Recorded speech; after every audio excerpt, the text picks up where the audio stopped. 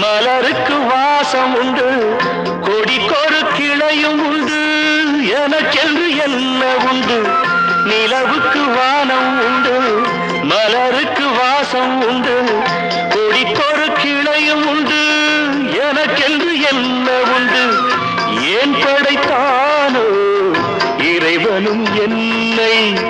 மனதில் எனக்கு நிம்மதி இல்லை.